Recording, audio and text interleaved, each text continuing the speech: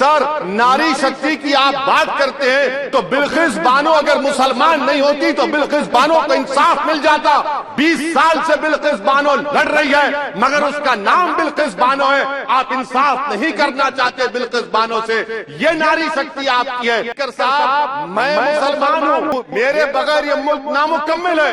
मैं इस मुल्क का यरगमाल नहीं हूँ, मैं इस मुल्क का कैदी नहीं हूँ, मैं पूरे सिटीजनशिप की राइट को चाहता हूँ। अस्सलामुअलैकुम वरहमतुल्लाहि वबरकातुहू। बिल्किस बानो की बहादुरी को सलाम। सब्र और हिम्मत की एक ऐसी जीती जागती मिसाल बिल्किस बानो, जिसने बाकी औरतों के लिए एक बड़ी मिसाल बन के दिखाया है। जी हाँ, मैं बात कर रही हूँ कौम की बेटी बिल्किस बानो, जो पिछले 20-22 सालों से इंसाफ के लिए दर दर भटकती फिर रही है। बिल्किस बानो को आज सुप्रीम कोर्ट में बड़ी जीत हासिल हुई है। आखिरकार बिल्किस बानो के केस में सुप्रीम कोर्ट का फैसला आ गया है। याद रखिए, अगर गरीब ने आह भर ली तो अल्लाह का दरवाजा खटखटाएगा। कांग्रेस ने अपने ट्विटर हैंडल पे लिखा कि बिल्किस बानो के बलात्कारी वापस से जेल जाएंगे। ये शर्मनाक वीडियो को गौर से देखिए। यही बिल्किस बानो के गुनहगार हैं, वही रेपिस्ट हैं जिनको गुजरात की हुकूमत ने रिहा कर दिया था और खूब जोरों शोरों से इन कातिलों का, रेपिस्ट का स्वागत किया जा रहा था फूलों और मिठाइयों से। कुछ नफरती लोगों ने इनका ऐसे स्वागत किया जैसे ये बहुत अच्छा काम करके आए हों। अस्तगफिरुल्लाह। जबकि सारी दुनिया को पता है कि ये लोग कितने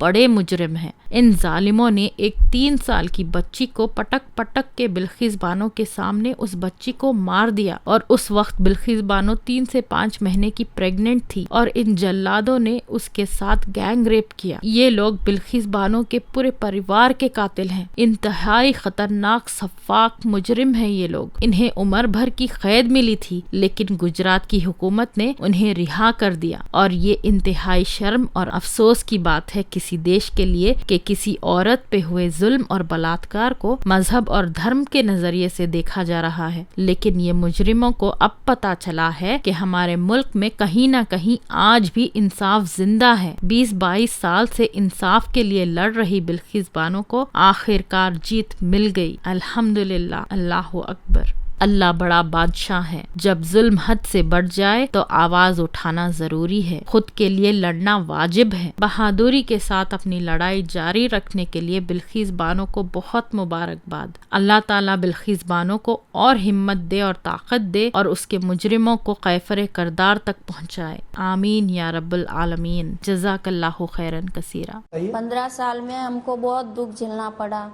कितनी बार घर बदला हमने, और छोटे छोटे बच्चे को लेके सामान इधर उधर करो, बहुत सारी तकलीफें हमको हुई है। वो लोग जेल में रहे, उनको ऐसा याद आवे कि आज हमारे गांव के लोग कितने परेशान थे और हमने कैसे कैसे मारा है माँ बहनों को, बच्चे को। बहुत घर बदलने पड़े 15-20 डर के मारे, क्योंकि जो आरोपी थे हमारे केस के, उनको डराते थे और मेरे पर भी दबाव डालते थे। वो चाहते थे कि आप केस वापस ले। हाँ, वापस ले। इस देश में हमारे साथ जो हुआ है वो कभी हम इस देश में नहीं होना चाहिए और किसी के साथ भी नहीं होना चाहिए।